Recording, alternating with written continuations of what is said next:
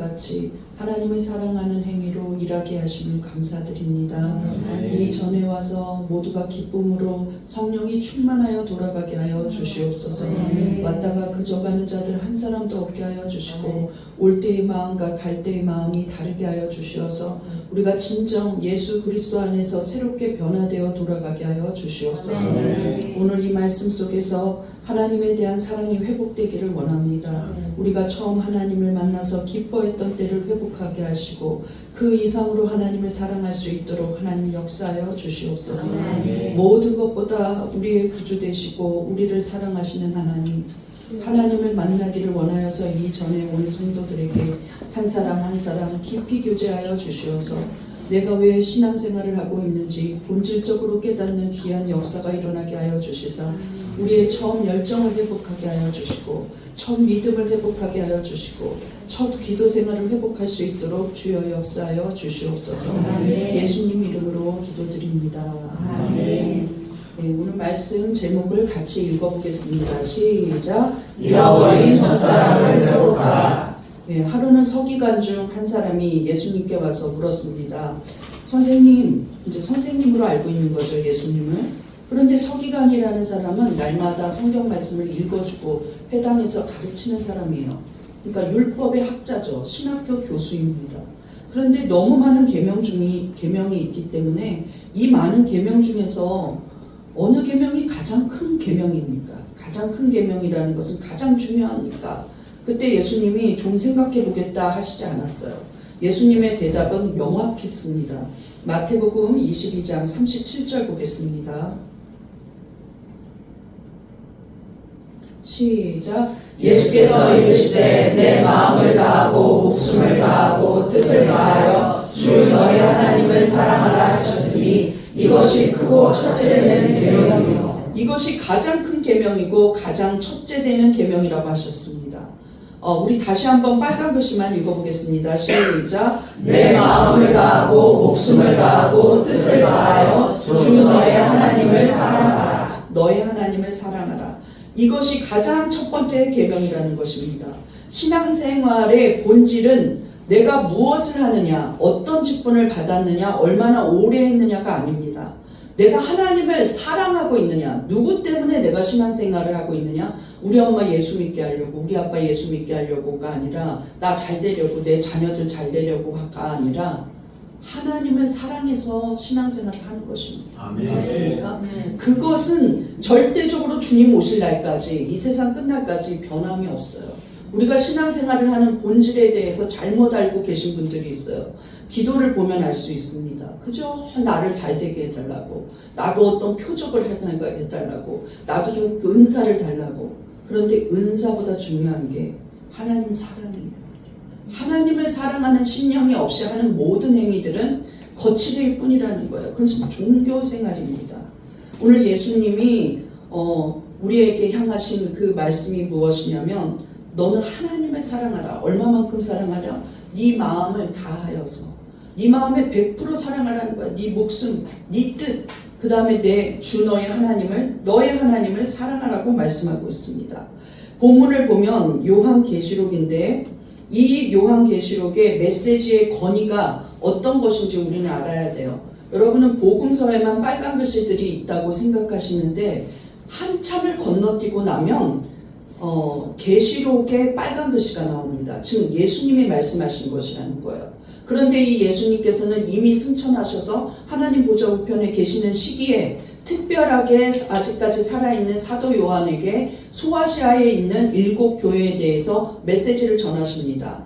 그러니까 이 본문 말씀은 예수님이 직접 교회들을 향해서 말씀하신 권위가 있다는 거예요. 예수 그리스도의 직인이 찍힌 교회를 향한 메시지입니다. 그런데 여러분, 교회라는 것에 대한 정체성을 알아야 합니다. 우리나라 성도들은 특별히 교회를 건물로만 알아요. 어떤 이런 장소로만 알아요. 그런데 사실 교회라는 것은 성도를 가르치는 거예요. 성도의 모임, 한 개인의 성도, 이게 교회입니다. 그런데 우리나라만 교회를 어떤 건물, 와 저기 교회 있네, 건물로 아는 거예요. 이게 회자가 모일 회자입니다. 성도의 모임, 그것이 바로 교회입니다. 그러니까 다시 말하면 예수님은 말세의 초대교회들에게 메시지를 전하고 있는 거예요.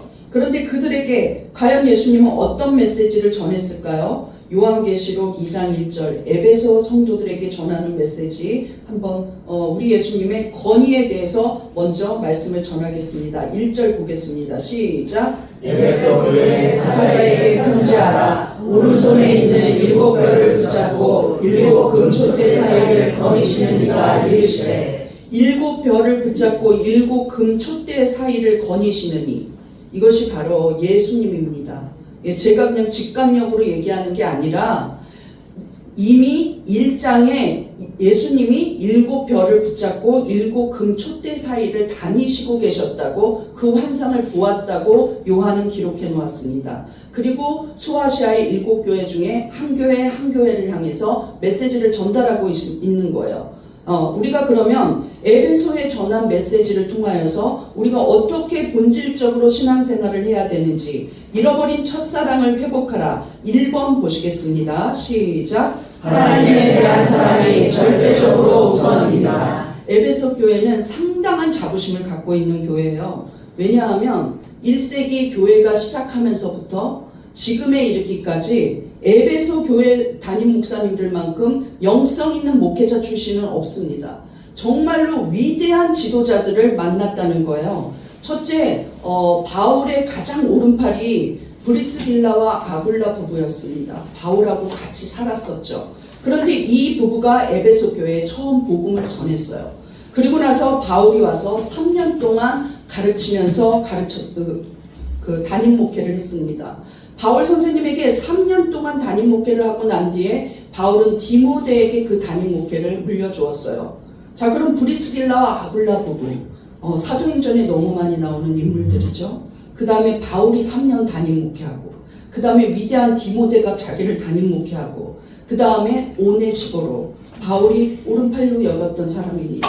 두기고 엄청난 칭찬을 했던 사람이에요. 그런데 마지막에 아직까지 생존해 있는 사도 요한이 맡았던 교회이니 기라성 같은 이 에베소 교회는 앞으로도 이런 담임 목회는 없을 것입니다. 너무나 부럽죠. 여러분 에베소 교회 같은 교회 다니고 싶으실 겁니다. 저도 그 멤버였으면 자부심을 느꼈을 거예요. 훌륭한 지도자들을 통해서 말씀을 직접 배웠다는 것이죠. 특별히 이 신약 성경의 저자들이 자기들을 가르치고 있었다는 것이죠. 너무나 훌륭한 자부심을 갖고 있었다는 거예요. 우리는 바울 선생님한테 배웠어. 우리는 디모데한테 배웠어. 우리 지금 선생님, 지금 목회자는 사도 요한이야. 이렇게 말하고 있었다는 거예요. 그런데 그들이 하나님 앞에 책망받은 것이 있었다는 것이죠. 일단 예수님은 그들을 칭찬합니다. 왜? 그들은 정말 진리를 사모했어요. 왜? 말씀 교육을 확실하게 그 어느 교회보다 확실한 말씀에 대한 사모함과 열정과 분별이 있었기 때문에 그들은 수많은 교회들이 그냥 흡수하고 있었던 이단에 대해서 드러내고 거짓 사도들을 내쫓아버리는 이러한 일을 행했습니다. 유일한 거짓을 드러내고 거짓을 분별하고 거짓된 사도들을 교회에서 내쫓은 유일한 교회였어요.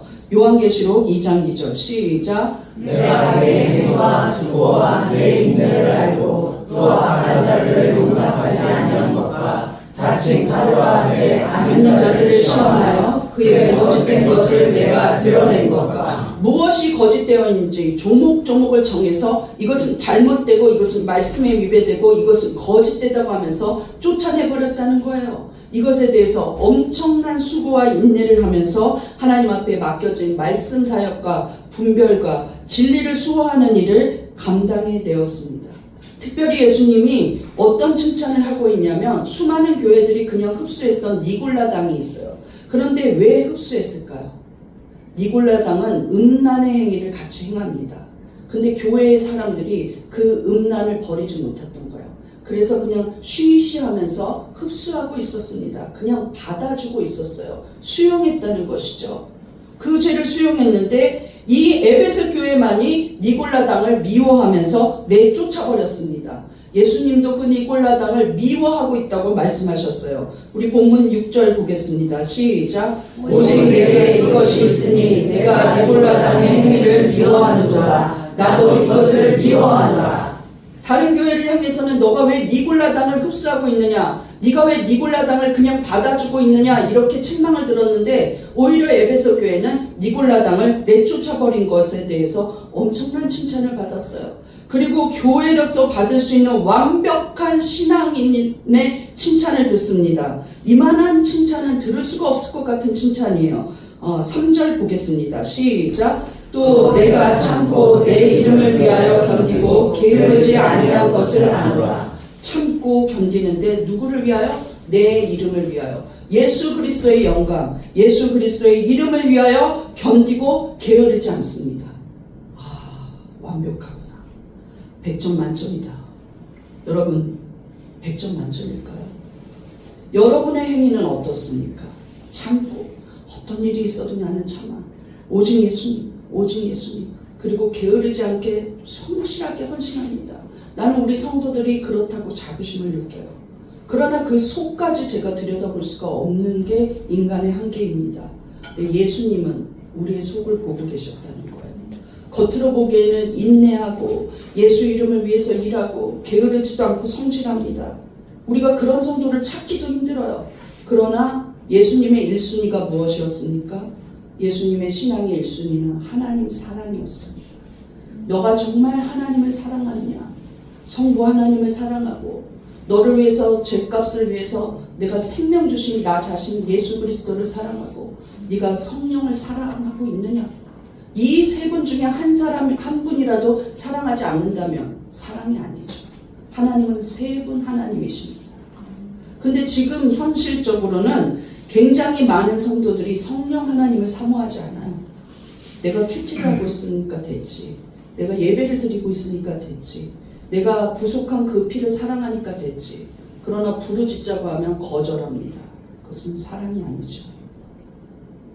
그런데 예수님이 너를 책망할 건 유일하게 하나다. 그것이 무엇이냐? 넌 하나님 사랑을 버렸다. 아예 버린 거예요. 어떤 형식적인 것만 남아있습니다. 예수님이 살아계신 것도 알고 하나님이 우리를 위하여 예수 그리스도를 보내어주신 것도 알고 이제 성령의 시대가 열린 것도 알아요. 그러나 모든 사랑을 버리고 일시적으로 하나님 앞에 일하는 것만 열정을 내고 이게 말씀에 맞는지 안 맞는지 너무 좋은 교육을 받았기 때문에 그것에만 열심을 내고 있습니다. 지금 현실도 그래요. 대형 교회에서도 많은 말씀 학교를 만듭니다. 이 에세이 저 에세이 수많은 학교들 해요. 부부학교 나와야지 결혼식 해준다, 주례 봐준다, 교회 오픈해준다, 그 다음에 자녀 교육 학교 나와라, 아버지 학교 나와라, 어머니 학교 나와라. 그런데 그 학교를 다닌다고 해서 우리가 본질적으로 변화되는 것이 아니라 내가 그리스도 안에 사랑을 가지면 자녀의 사랑은 저절로 갖게 되어 있습니다. 왜곡되지 않은 자녀에 대한 사랑, 이 자녀가 하나님의 자녀라는 것이죠. 내게 맡겨주신 것이 내 소유가 아니고 하나님 소유라는 걸 인정할 때 그것이 왜곡되지 않은 하나님의 본질적인 사랑 안에서의 자녀 사랑이 나오는 겁니다. 그런데 대부분의 교회에서 행하는 자녀 교육 학교는 어떻게 하고 있냐면 자녀를 사랑해라, 자녀를 존중해라, 자녀에게 좋은 말을 해라, 자녀에게 편지 써라, 자녀에게 잘못했다고 해라. 이렇게 하고 있어요. 이것은 사회에서 복지관에서도 할 수 있는 말입니다. 예. 너무나 애통할 만한 일이죠. 오늘 에베소 교인들이 그 책망을 받는 거예요. 너 지금 뭐 때문에 열심히 하고 있냐? 너 지금 뭐 때문에 게으르지 않느냐? 너 지금 내 이름을 위해서 하고 있지만 네 마음속은 도대체 누구로 가득 차 있느냐? 너는 나에 대한 사랑을 버렸느니라. 본문 보시겠습니다. 4절 시작. 그러나 너를 책망할 것이 있나니 너의 처음 사랑을 버렸느니라. 예수님의 가장 중요한 기준, 우리가 본문의 처음에서 읽었던 서기관에게 말했던 것을 우리는 명심해야 합니다. 그것이 우리에게 하는 말씀이에요. 무엇이냐? 마음과 몸과 뜻과 온 생명을 다하여서 주 너의 하나님을 사랑하라. 이것이 본질이고 이것이 첫 번째고 이것이 마지막입니다. 모든 것이 하나님의 사랑이 본질이라는 거예요. 아무리 열심히 진리를 수호하고 이단을 척결하고 헌신해도 모든 박해를 이기고 견디고 있어도 하나님을 만난 첫사랑을 버린다면 형식적인 신앙인이 되고 껍데기뿐인 신앙인이 된다는 것이죠. 그런데 우리는 주의해야 할 게 있습니다. 칭찬을 받았었으니까 분명히 이들은 구원을 받을 거야. 사랑하지 않아도 구원받아. 자, 그렇다면 라오디게아 교회를 한번 들여다보시면 알 수 있어요. 예수님이 책망하시기도 하고 예수님이 교회를 향해서 칭찬하시기도 한 이 메시지 안에 라오디게아 교회도 포함됩니다. 그런데 라오디게아 교회는 예수님의 사랑을 버린 것도 아니고 취한 것도 아니고 미적지근해요. 열정이 없다는 것이죠. 왜? 사랑을 잃어버렸으니까. 과연 이런 자들, 또 에베소 교회처럼 첫사랑을 아예 잃어버리고 있는 자들, 이런 자들을 향해서 예수님은 어떻게 말하겠습니까? 그냥 네 행위가 있으니 나는 그걸 인정해 줄게. 너는 교회를 열심히 다녔으니 인정해 줄게. 네가 이 생명을 위협하는 박해 속에서도 나를 버리지 않았으니 나는 인정해 줄게. 아니요. 과연 어떻게 대답하셨을까요? 난 너를 버리겠다고 하셨습니다. 어떻게 버리느냐? 마치 못 먹을 걸 먹은 것처럼 하듯이 토해내버리겠다. 미련도 없이 토해내겠다고 말씀하셨다는 거예요. 우린 이거를 묵인하고 살아가고 있다는 것이죠. 과연 어떻게 말씀하셨는지 성경을 보겠습니다. 계시록 3장 16절 시작. 내가 이같이 미지근하여 뜨겁지도 아니하고 차지도 아니하니 내 입에서 너를 토하여 버리리라. 내 입에서 너를 토하여 버리리라. 가리야, 너 목회 열심히 한다고 열심히 주일 성수도 하고 네가 말씀도 전하고 전도도 열심히 하고 성도를 위해 기도했지만 네가 본질적으로 너 자신이 예수님의 사랑을 버렸다면, 네 속으로는 예수님을 사랑하지 않는다면 나는 긴갈이 너를 토해서 버리겠다. 두렵지 않습니까? 직분도 필요 없어요. 얼마나 혈통이 좋은 가문에서 살았는지 필요 없어요. 전 정말 안타까운 게 무엇이냐면 저 자신도 몇 대 손입니다. 예수님은. 우리 집안보다 오래 믿은 집안을 못 봤어요. 제가 몇 대까지. 그런데 저는 그것이 중요치 않아요. 중요치 않아요. 고맙기는 하죠. 믿음의 조상들이 기도해 줬으니까 고맙긴 하지만 본질적으로 내가 예수님 사랑하고 있나? 그 생각이 굉장히 중요해요. 대부분의 성도들이 외부에서 와서 목사님 기도 좀 해주세요. 이렇게 말할 때 자기가 이제 자기 치부를 드러내고 자기 기도 제목을 막 답답하니까 얘기해야 되니까 자존심이 상하는가 봐요. 근데 나는 묻지도 않은 얘기를 막 해요. 기도 제목만 들으면 되는데 우리 엄마가 권사고요. 우리 아빠가 장로고요. 우리 집안은 예수님 집이고요. 이런 얘기를 막 합니다. 근데 나는 그게 들리지 않아요. 들었다가 잊어버립니다. 홀로 믿는 아브라함을 생각해 보십시오. 우상을 섬기는 가문에서 태어났어도 하나님 사랑했어요. 아브라함아, 아브라함아, 내가 이제서야 너가 나를 사랑하는 줄 알았다. 이게 제일 좋은 칭찬입니다. 예. 내 생명 같은 내 그냥 하나밖에 없는 아들, 100세의 아들도 바칠 정도로 나는 하나님 사랑합니다. 그것이 인정이에요. 하나님을 사랑하는 것이 있느냐 없느냐가 중요하지 자기의 기도 제목이 중요한 것보다 내 기도 제목은 내가 지금 이렇게 열악한 상황에 있고 내가 지금 이렇게 힘든 상황에 있지만 나는 위대한 가문, 믿음의 가문 안에 있는 자이니 나를 대접해 주세요. 목사님. 목사님께 기도받으러 왔지만 난 사실은 그럴 만한 사람 아닙니다. 난 원래 우월한 가문에 있어요. 말도 안 돼요. 이 사람 정말 답답한 사람이 됐구나. 아직도 멀었다. 아직도 멀었다. 주님 앞에 갈 때 벌거벗은 채로 가는 게 아니라 속사람을 드러낸 채로 갑니다.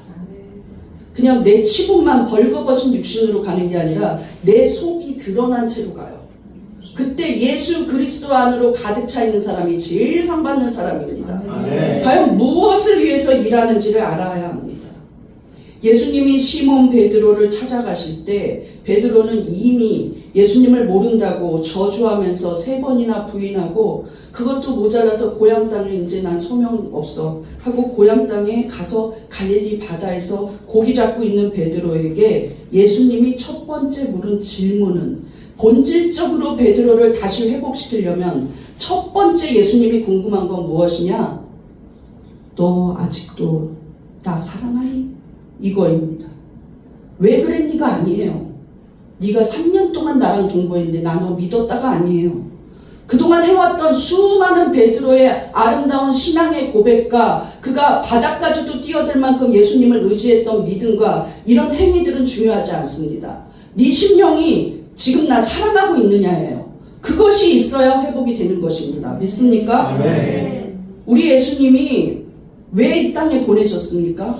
하나님이 정말 우리가 하나님을 사랑하는 것이 이것이 본질이라고 한다면 하나님도 구원을 왜 열어놓으셨냐? 우리를 사랑하시기 때문입니다. 처음부터 끝까지 하나님의 계획은 우리를 사랑하시기 때문에 만드셨고, 우리를 사랑하시기 때문에 하나님의 영을 부으셨고, 우리를 사랑하시기 때문에 먼저 찾아오셨고, 우리를 사랑하시기 때문에 노아의 홍수에서 노아를 살리셨고, 우리를 사랑하시기 때문에 믿음으로 이어지게 하셨고, 우리를 사랑하시기 때문에 유다 백성을 회복시키셨고, 우리를 사랑하시기 때문에 독생자 예수 그리스도를 보내사 그 생명을 버리게 하셨어요. 이것은 누구든지 구원을 받게 하기 위하여 우리를 사랑하시기 때문에 성경은 이렇게 말합니다. 우리를 얼마나 사랑하시는지 이처럼 사랑하사 이렇게나 사랑한다 하고 선포하고 있어요. 요한복음 3장 16절 시작. 하나님이 세상을 이처럼 사랑하사 독생자를 주셨으니 이는 그를 믿는 자마다 멸망하지 않고 영생을 얻게 하려 하시니라. 성경의 모든 것이 구원으로 시작해서 구원으로 끝나는데 그 구원의 목적과 구원의 방법이 무엇이냐? 구원의 시작과 구원의 끝이 이처럼 사랑하사.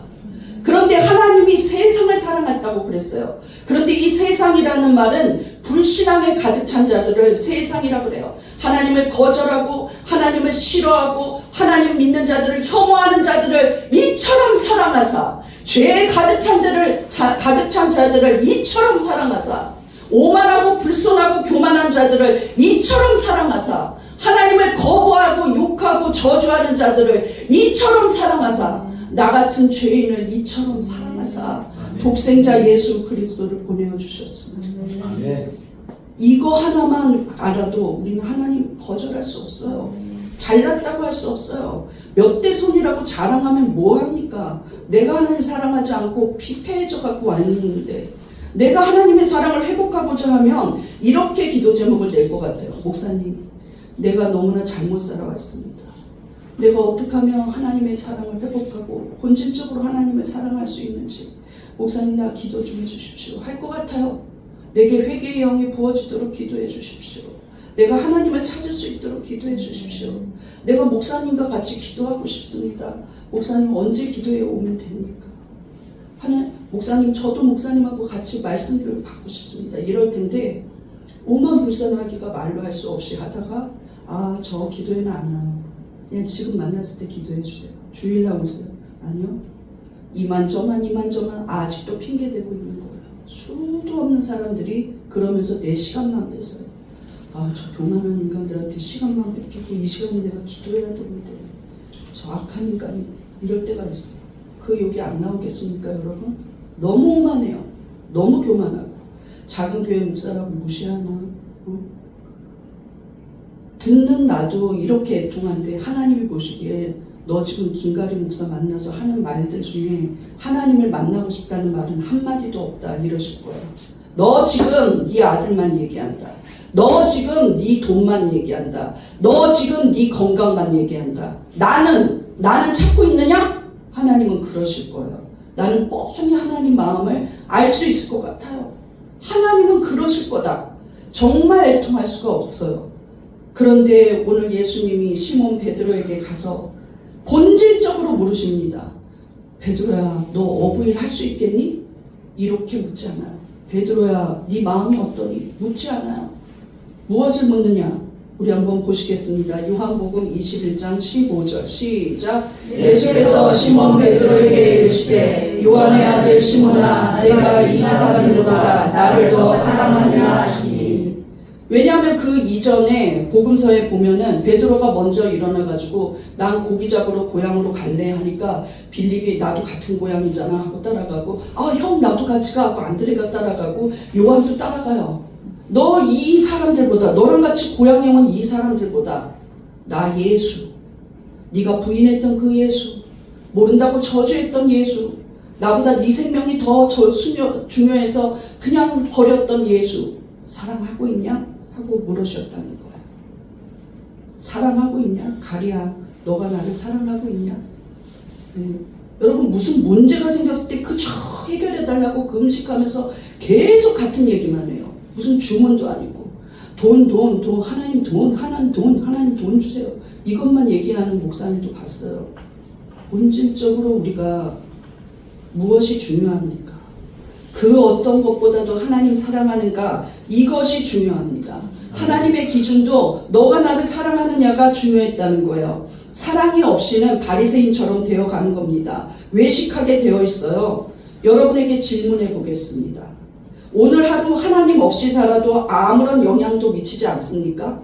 오늘 하루 김가리 목사야 나한테 기도하지 말아라. 오늘 하루 김가리 목사야 나와 대화하지 말아라. 오늘 하루 김가리 목사야 나를 생각하지 말아라. 오늘 하루 김가리 목사야 말씀 앞에서 하나님 앞에 울지 말아라 하면 나는 청천벽력이에요.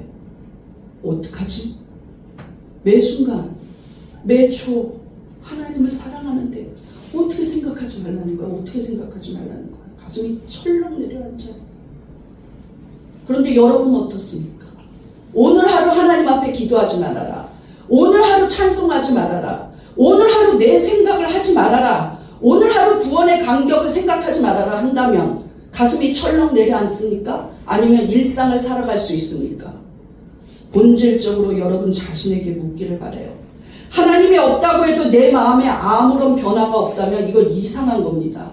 구원을 받지 못한 거예요. 난 그렇게 생각해요. 하나님이 없다면 난 어쩔 뻔했나, 이 생각이 늘 들어야 돼요.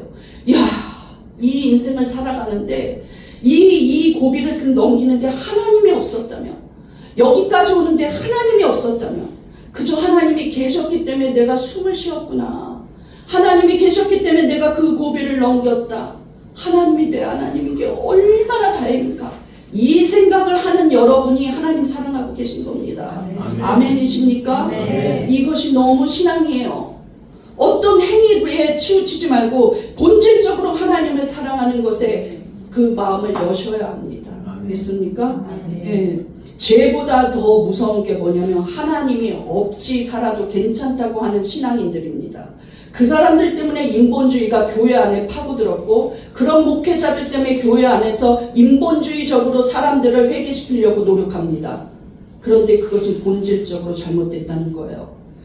그런 사람들 때문에 본질적으로 정치가 잘못돼가고, 경제가 잘못돼가고, 사회가 잘못돼가고, 가정이 잘못돼갑니다.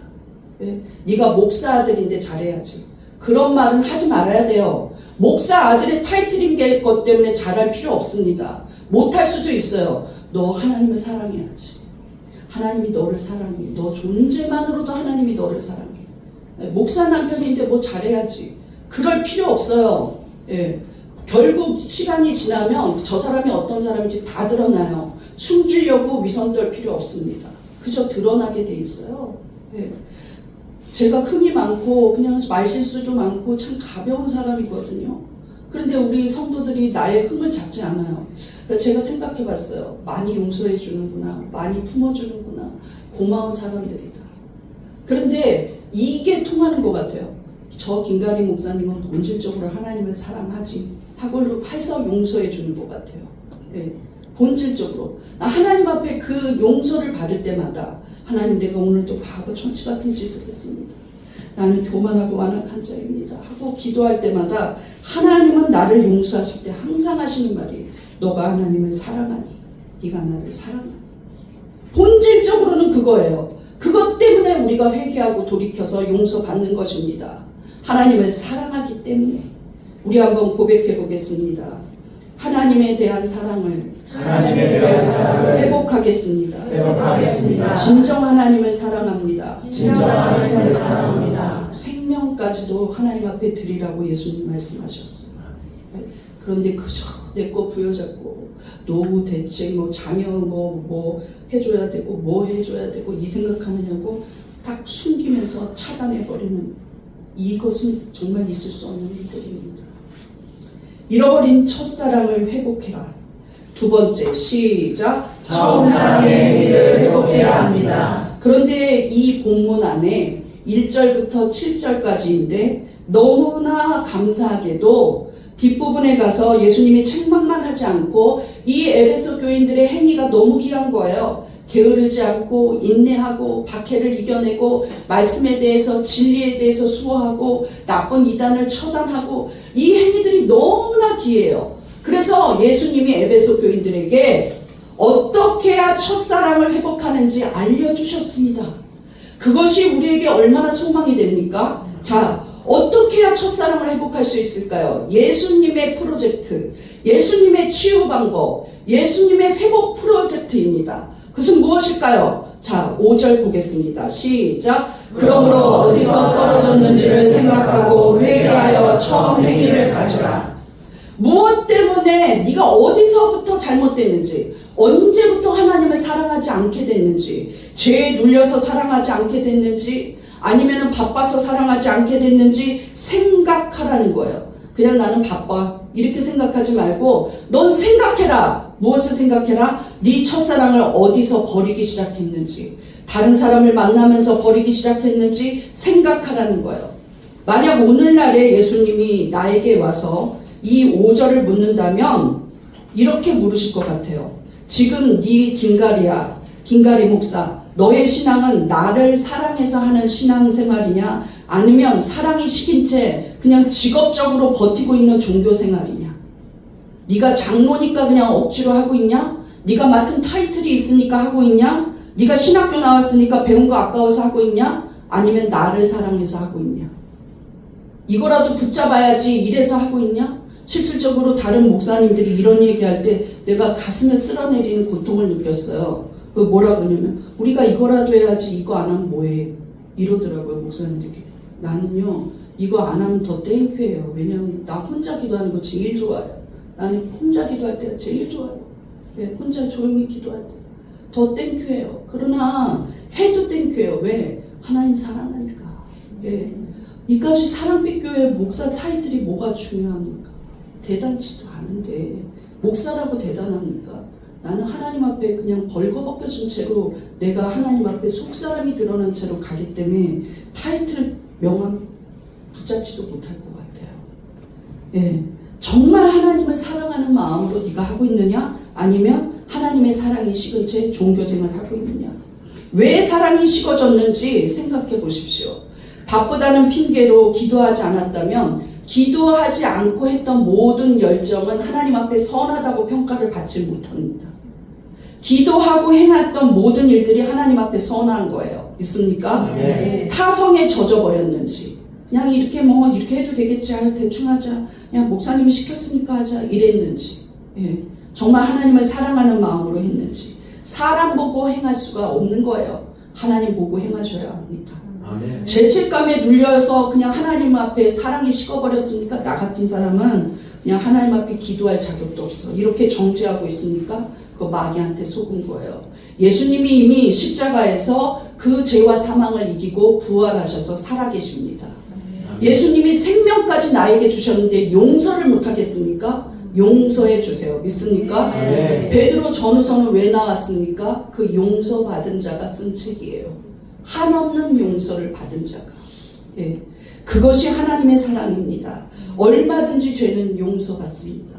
얼마든지 성령은 거룩해 하십니다. 믿습니다? 믿습니까? 예. 직장이 힘들고 그냥 내 육신이 힘들고 이런 핑계 대지 마십시오. 하나님에 대한 사랑이 있다면 육신이 연약해서 내가 예전에는 10시간 기도했는데 1시간만 기도해도 하나님은 그래 네가 나를 사랑하지 하십니다. 예, 제가 큰애를 되게 어렵게 낳았는데요 20몇 시간 고통을 알았어요. 근데 그때 20몇 시간 동안 계속 기도만 했거든요. 그런데 평상시엔 유창하게 하는데 기도를 할 수가 없었어요. 아유 주여, 아유 주여, 아유 주여, 아유 주여, 아유 주여, 이렇게 여기 계단으로 올라가세요. 간호사한테 아이고 주여 이렇게 하면서 예, 다 나왔습니다. 아들입니다. 몇 킬로입니다. 아유 주여, 다 하나님이 알아요. 예, 하나님 다 알아요. 예, 아이고 그래 수고했다. 네 귀한 아들 여기 있다. 하나님이 이러시는 것 같았어요. 주여만 해도 하나님이 넌 그렇게밖에 기도 못하니? 하시지 않습니다. 왜? 간절하게 찾고 있으니까.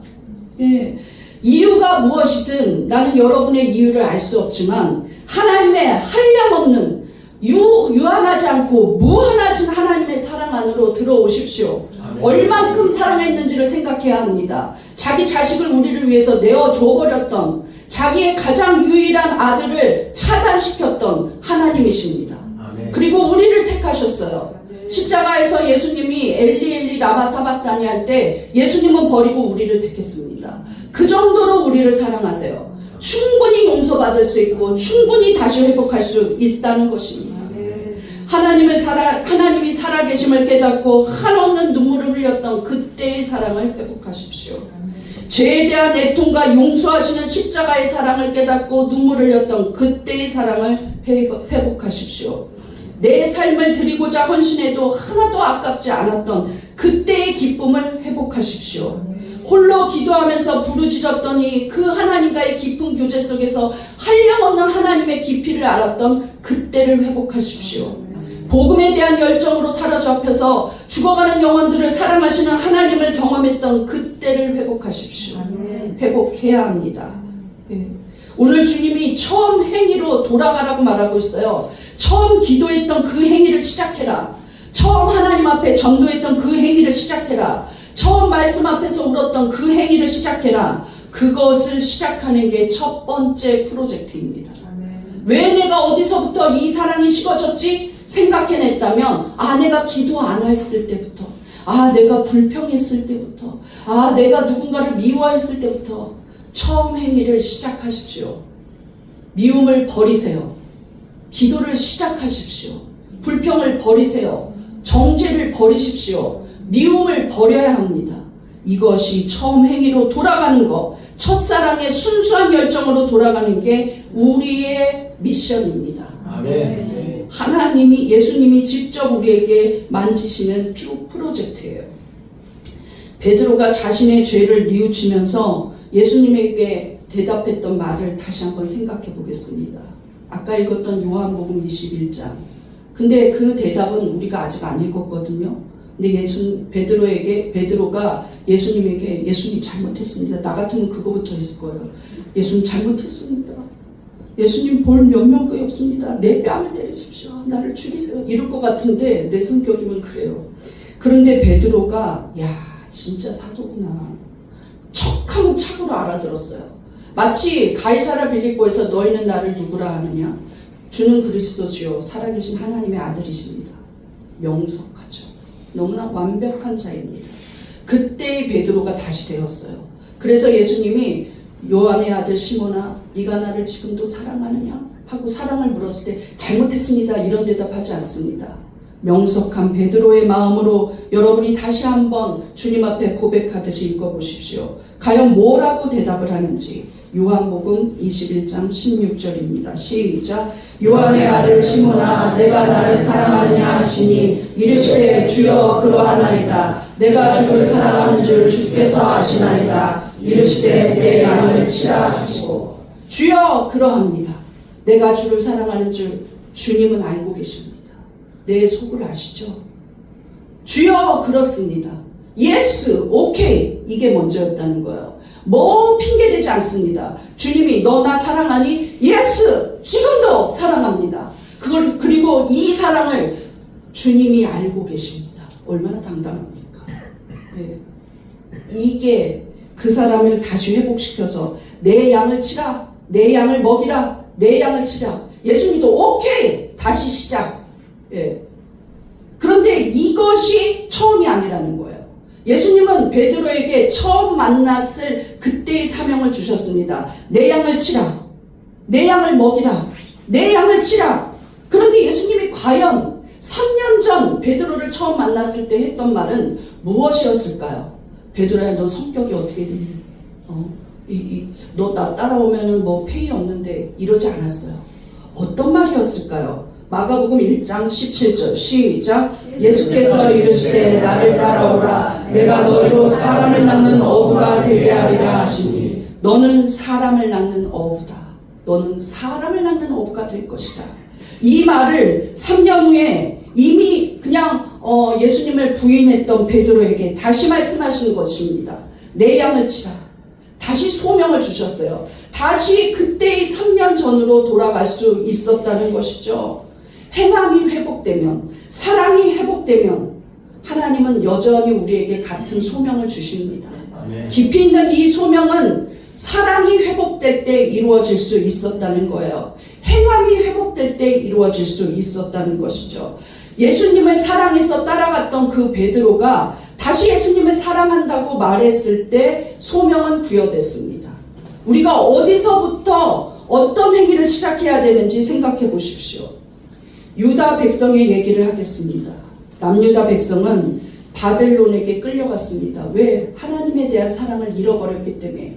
예레미야, 이사야, 수많은 선지자들이 책망하고 돌이키는 메시지를 줘도 그들은 거부했어요. 그리고 여전히 우상을 섬기고 음란을 버리지 못하다가 하나님을 하찮게 여기다가 나라가 망했습니다.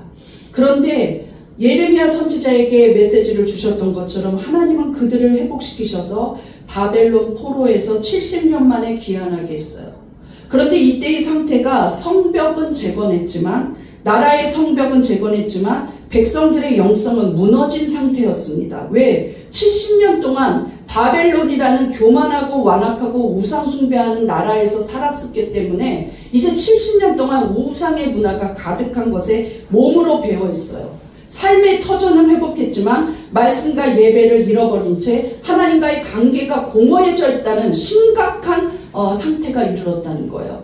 그때 느헤미야가 원래의 행위를 회복합니다. 우리는 어떤 민족이었냐? 율법을 사랑하고 말씀을 사랑하고 말씀 앞에 순종하는 민족이었다. 그래서 느헤미야가 이제 어떻게 하냐면 율법책을 많은 백성을 모아놓고 낭독하게 하고 그 뜻을 해석하게 합니다.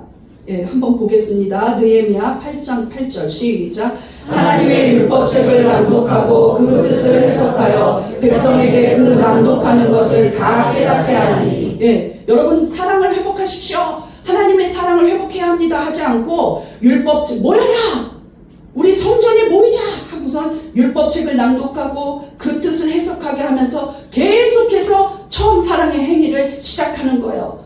그리고 그것을 깨닫는 백성들이 이제 다시 하나님에 대한 사랑이 회복되기 시작합니다. 그래서 그 행위가 나타나는데, 너무나 감동적인 행위가 나타나는데, 에스라가 율법책을 펴서 백성들에게 알려주고 해석해 주니까 백성들이 아멘 아멘 하면서 손을 들기도 하고 몸을 굽히기도 하고 얼굴을 땅에 대면서 여호와께 경배하니라. 우상을 섬기던 그들이 그 행위를 버렸습니다. 바벨론에서 교만했던 행위를 버리고 율법책을 읽기 시작하고 우리 유대 민족만 모여가지고 예배드리자 아멘 아멘 하면서 하나님 앞에 얼굴을 땅에 대고 경배하는 일이 일어났다는 겁니다. 예배가 회복되었다는 거예요. 느헤미야 8장 5절 시작. 에스라가 책을 펴니 모든 백성이 일어서니라. 백성이 아멘 아멘 하고 손을 들고 몸을 굽혀 얼굴을 땅에 대고 여호와께 경배하니라. 우리 빨간 글씨만 읽어보십시오. 시작. 아멘 아멘 하고 여호와께 경배하니라. 저 아멘은 그냥 아멘이 아니에요. 그냥 수긍한다는 아멘이 아니라 이제 그렇게 살겠습니다. 이제 예배하겠습니다. 이제 우상을 버리겠습니다. 이제 하나님 앞에 돌아오겠습니다. 이제 하나님을 사랑하겠습니다. 이제 하나님과 교제하겠습니다. 아멘 아멘. 여러분 그 마음으로 아멘 아멘 하십시오. 시작. 아멘 아멘.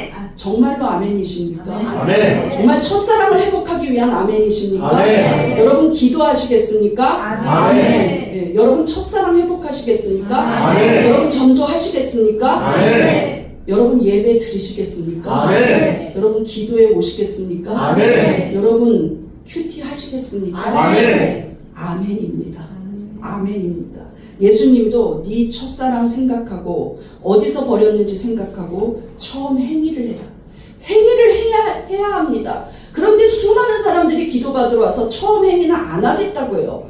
도리가 없죠. 그런 사람을 내가 축복하지 않습니다.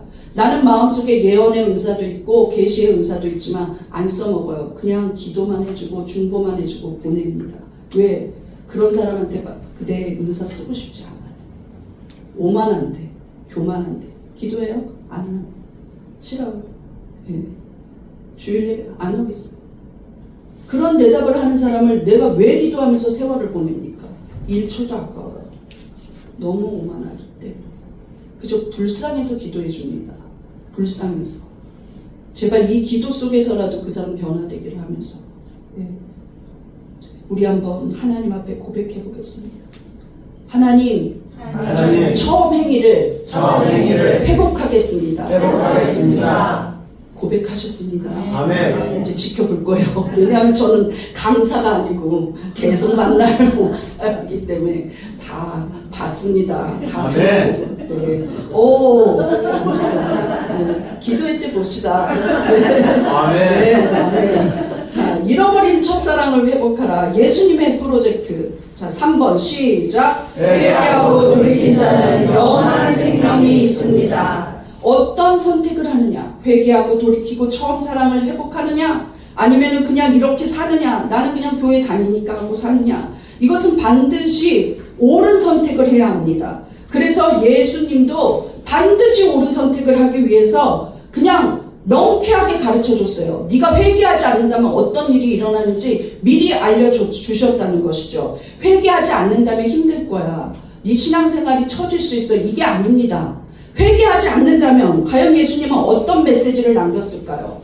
자, 5절 뒷부분을 아까 안 읽었는데 뒷부분 보시겠습니다. 같이 읽겠습니다. 시작. 그러므로 어디서 떨어졌는지를 생각하고 회개하여 처음 행위를 가지라. 만일 그리하지 아니하고 회개하지 아니하면 내가 내게 가서 내 촛대를 그 자리에서 옮기리라. 촛대라는 것은 예수님이 1장에 7촛대 사이를 7별을 들고 7촛대 사이를 거닐었다고 할 때 1장 20절에 그 촛대는 교회라고 이미 말하고 있어요. 그럼 촛대를 옮긴다는 건 한 교회를 옮겨버리겠다는 거예요. 그런데 이건 이전의 문제가 아니라 없애버리겠다는 건데 어디로 옮기냐면 멸망의 길로 옮기겠다는 거예요.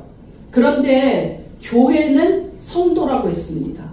그러니까 에베소 성도들에게 말하는 거예요. 네가 만약에 회개하지 않는다면 나는 에베소 성도들 너네들 누구 집사 누구 권사 누구들을 그냥 옮겨버리겠다. 네 촛대를 옮겨버리겠다. 촛대를 옮긴다는 말이 신학적 행위로 이렇게 의미로 이렇게 쓰이고 있습니다. 여러분 마지막 부분 촛대를 옮긴다 읽어보십시오. 시작. 교회로서의 영적 지위와 사명을 박탈한다. 우리 목사님 나 집사님이라고 불러주는데 그런데 너는 집사로서의 모든 직분을 내가 그냥 없는 걸로 치겠다. 오랫동안 믿어온 거 없는 거다. 그냥 신학교 박사학위 같은 거 없는 거야. 사랑빛교회 목사 없는 거야.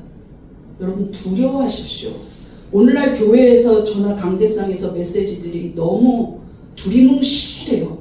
도대체 뭘 하라는 건지 모르겠어요. 예. 그런데 하나님을 두려워하고 사람을 두려워하지 않기 때문에 있는 그대로 전합니다. 촛대를 옮겨진다는 거예요. 멸망한다는 거예요.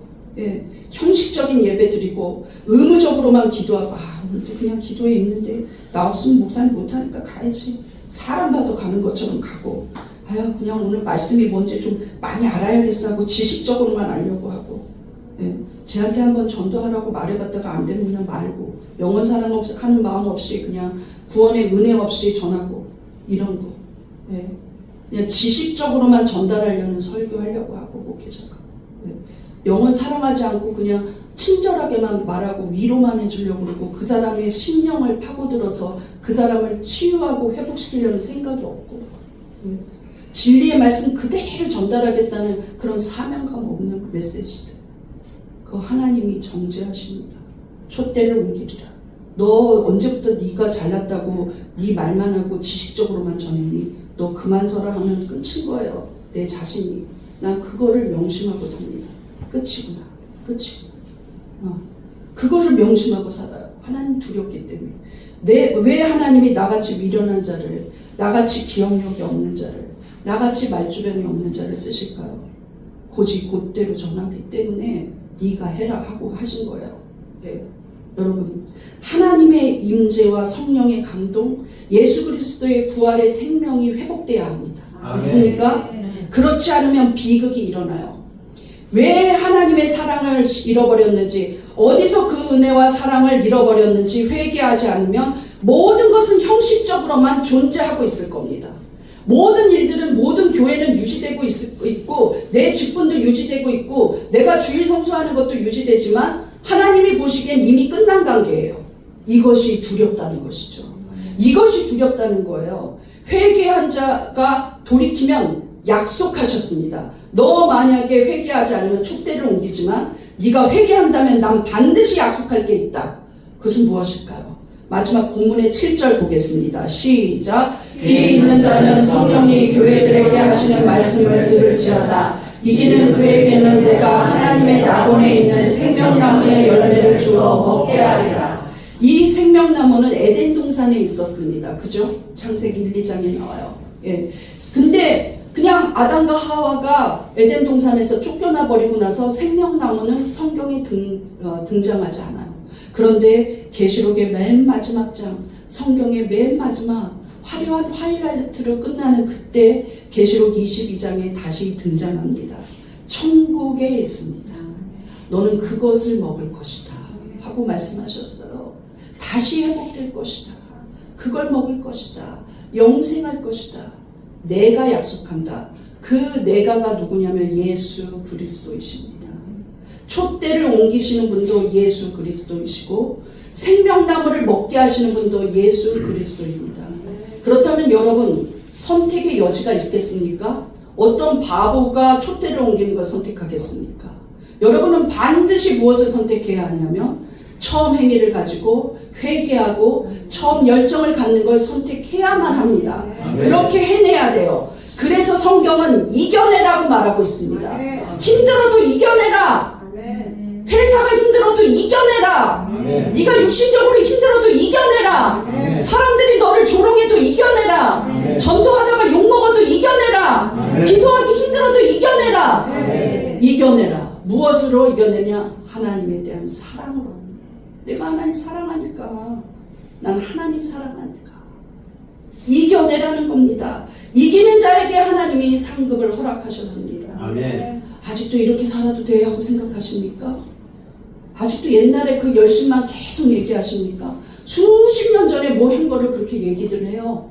근데 지금은 내가 옛날에 무슨 은사를 받고 근데 지금은 그 은사로 여태까지 무슨 일을 했습니까? 나는 14살에 방언받고 나서 수많은 제자들에게 방언을 주었어요. 같이 기도해서. 내가 준 게 아니지만 도왔어요. 숫자를 셀 수가 없어요. 만나는 제자들, 만나는 선생님들, 부장할 때는 신입 교사들 정말 끊임없이 밤새워 철야하면서 하나님 이번 기회에 이 교사들 살려주십시오. 교사가 일어서야 아이들을 가르칠 수 있습니다. 얼마나 많이 기도했는지 모릅니다.